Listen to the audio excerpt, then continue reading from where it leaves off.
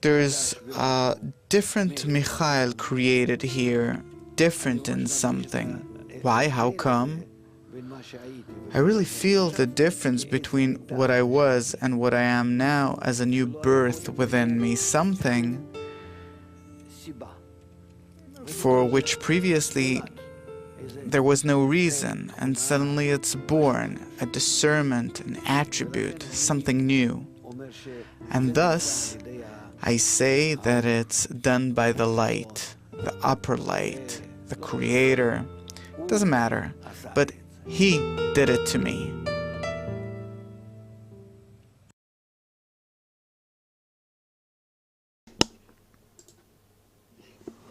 Hi everyone, so once again, hello. Sorry about that, we didn't get started on YouTube. We've been running on Facebook a little bit, but we're going to be reading from Introduction of the Book of Zohar, item number 3 there.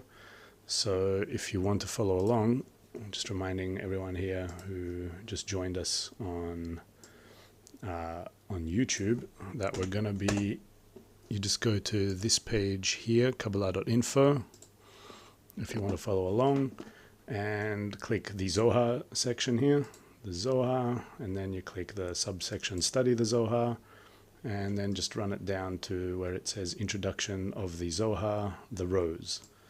We started reading from this part last week. We're going to continue, and we're at item 3, which is on page 4 there. So this is what we're studying from. The clip we just watched with Kabbalist Dr. Laitman was just reminding us that the purpose of why we study these texts, which is to draw the reforming light, or as Bala Sulam says, the lights that surround our souls, in Introduction to the Study of the 10 Sfirot, item 155. And without further ado, we're just going to get straight into it. And we'll see also who's with us. Everyone, we just read your names out before we actually started streaming on YouTube. So we are connecting from all parts of the world, one big group of people who are inspired with their sparks for spirituality. And with all that, let us take this big connected desire of ours into this reading and really request that these lights come and bring upon a state which ultimately is what we call world peace, a state of complete perfection that comes when this full light that is contained in the Zohar really reveals outwardly into in between the connection of all people, and everyone who's been given this desire to be here now really has the opportunity to draw those lights and be a pioneer of these lights to act in the world. So without further ado, that's a little less of me, a bit more of the great Kabbalists who wrote this amazing text. Item number 3. As the form of the covenant was sown in 42 zivugim from the seed, the engraved and explicit name was sown in the 42 letters of the act of creation. Explanation. The name 42 letters is simple Havaya. Havaya with filling. Havaya with filling of filling, in which there are 42 letters.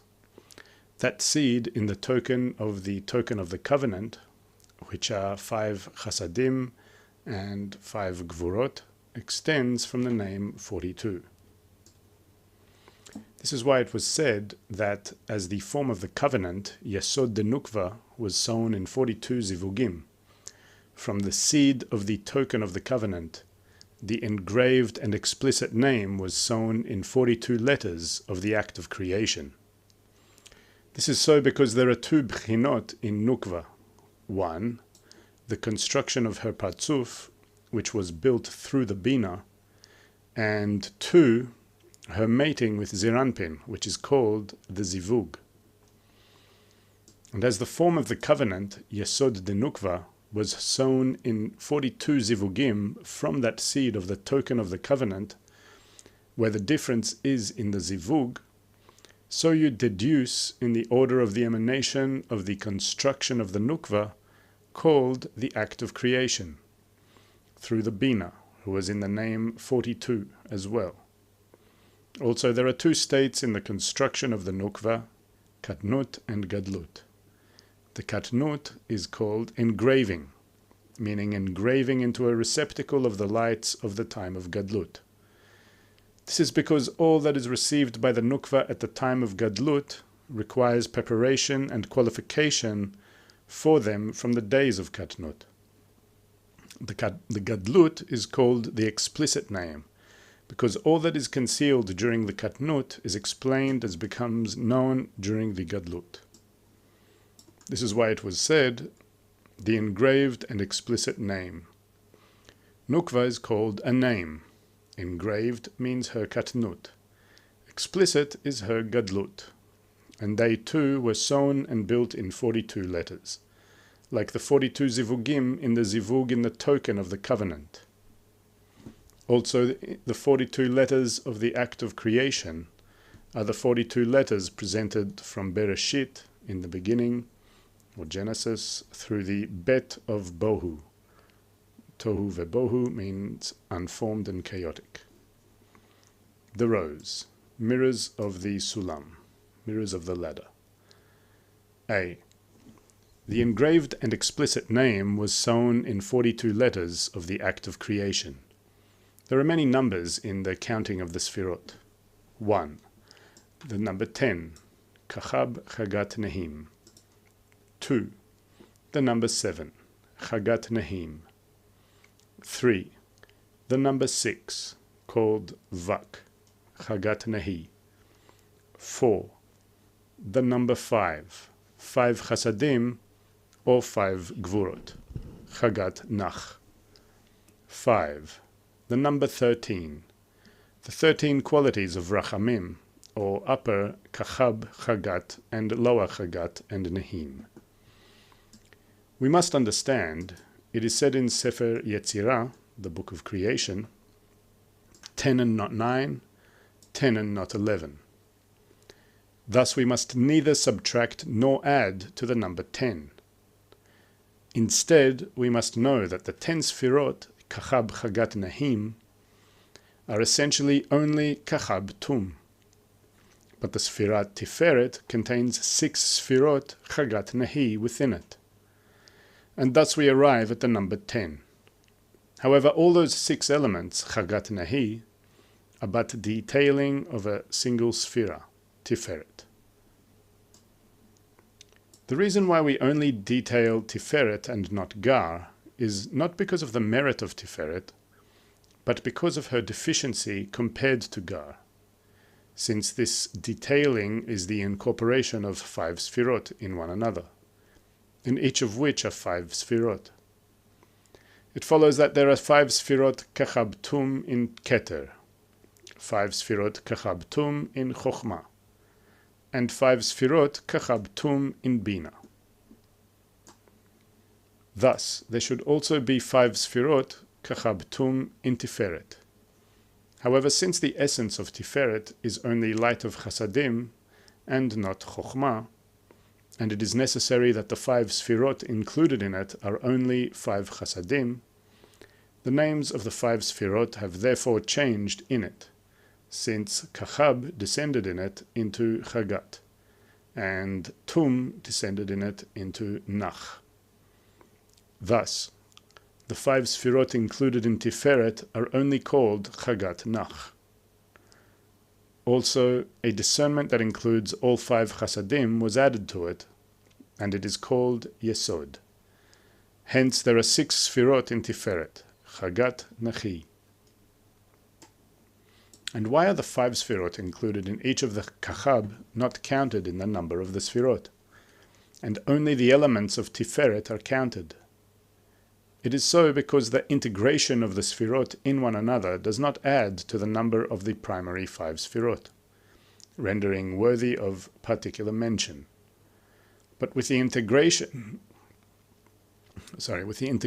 of the 5 Sfirot in Tiferet, the 5 Sfirot became new Bchinot in it, 5 Chasadim.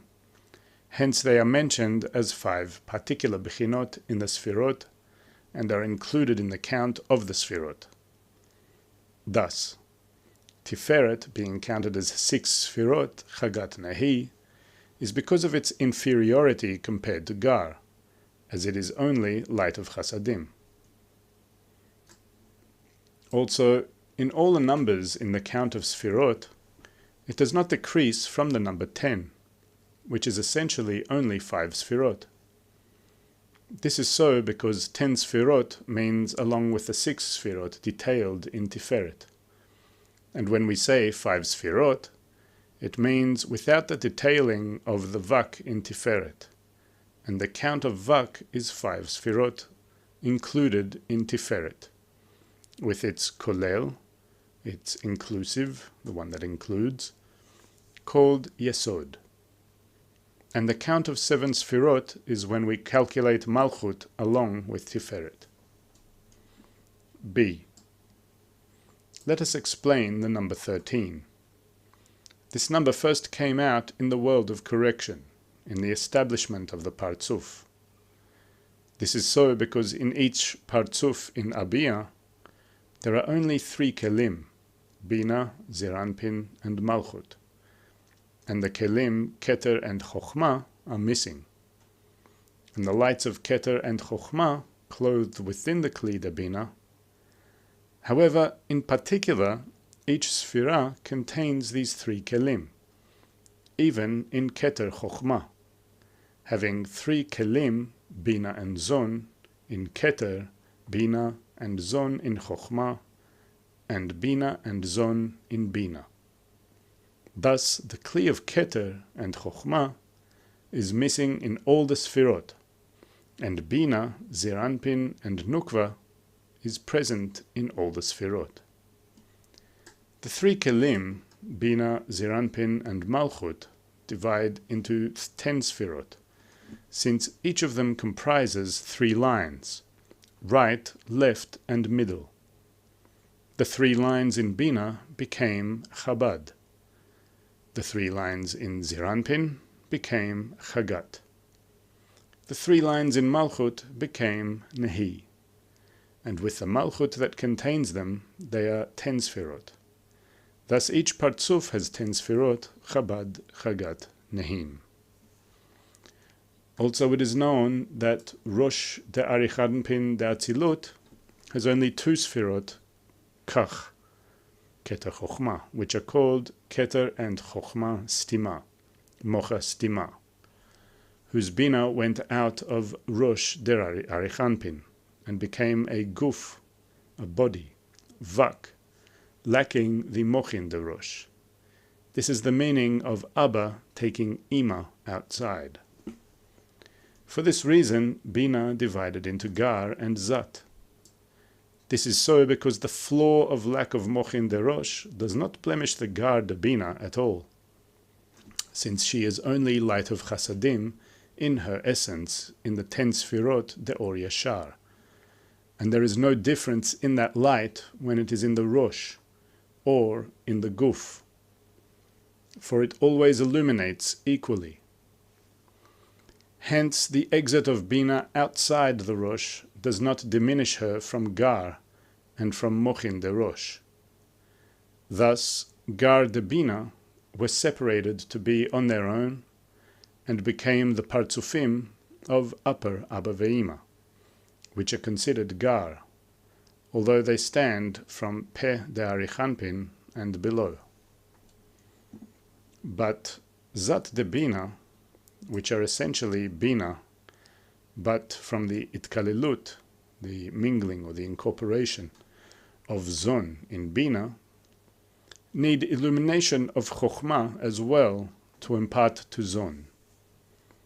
For this reason they suffer from this flaw of Bina's exit from Rosh Arichanpin, since by that they became devoid of Chokhmah.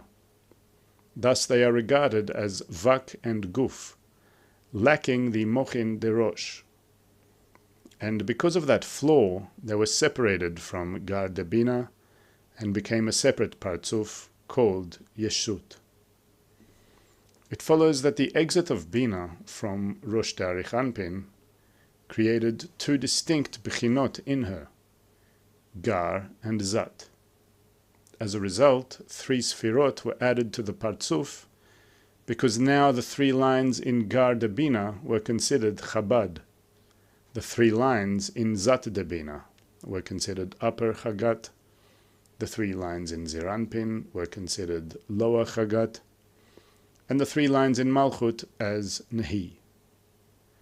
And along with the Malchut that includes them, they are 13 Sfirot.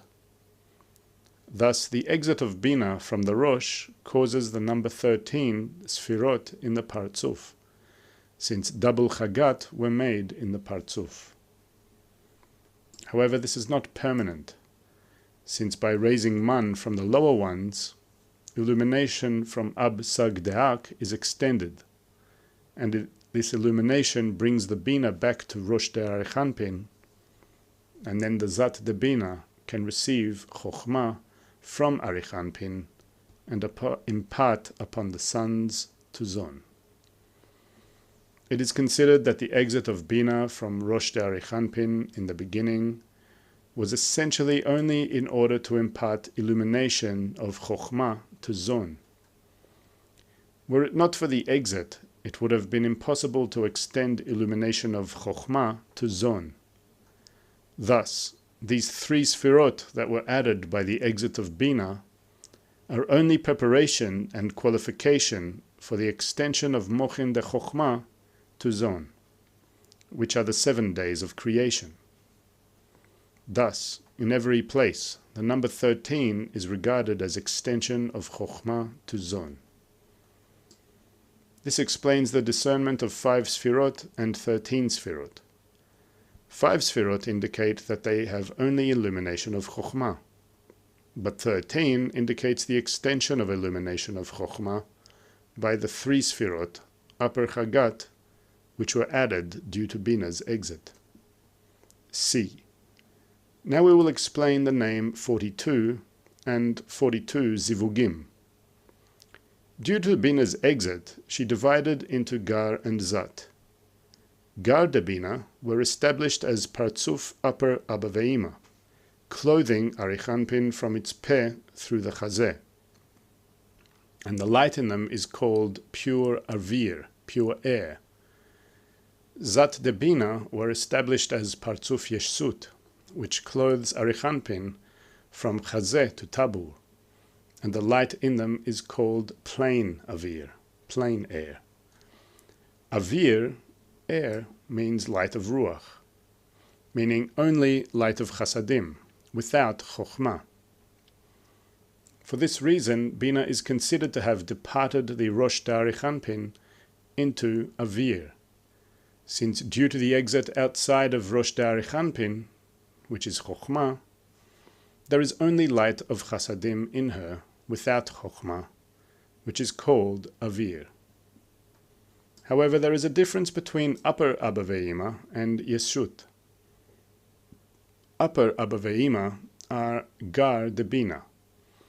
They are not flawed by their exit from the Chokhmah because their essence is Chasadim without Chokhmah.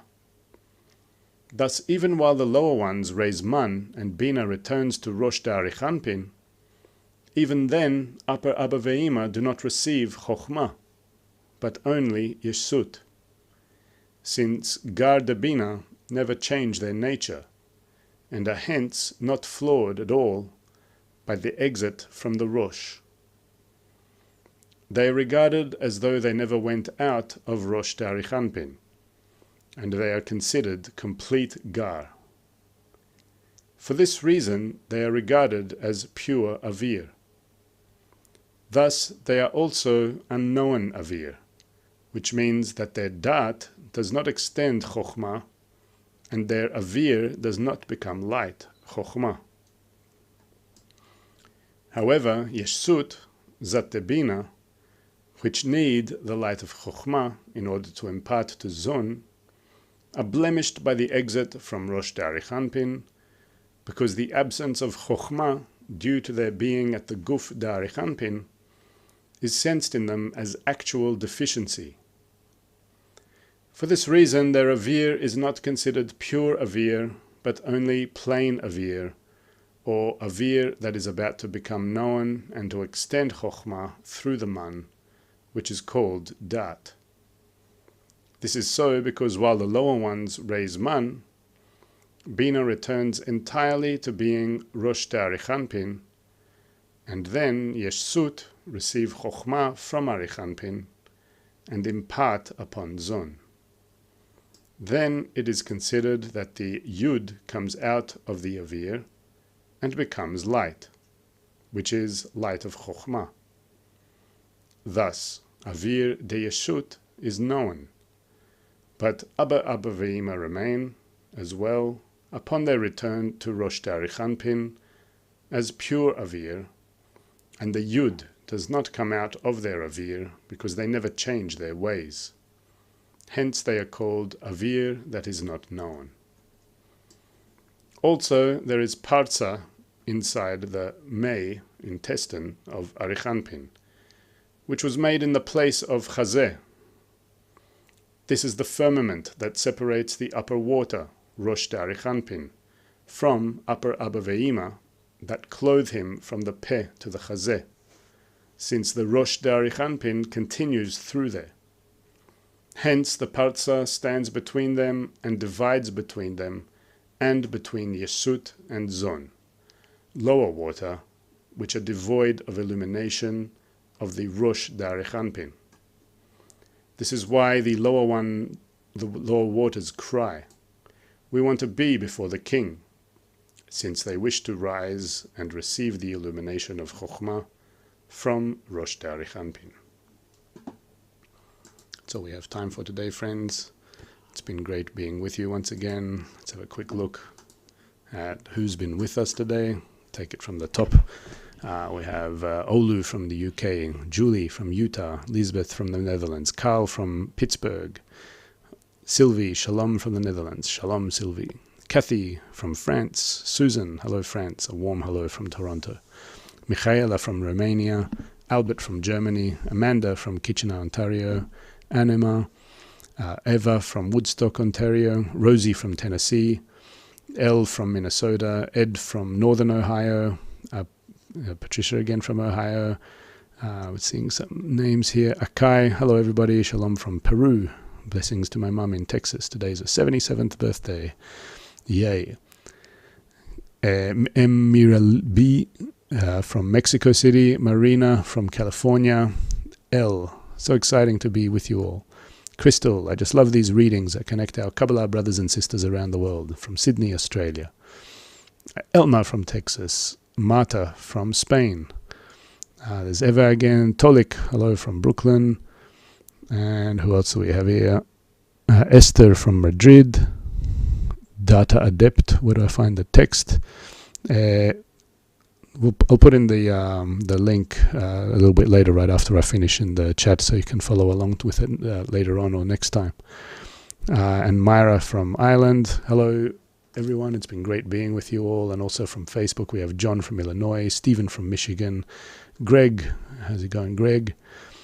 Francisco from the Philippines, Mustafa, can't read exactly where you're from there, Mustafa.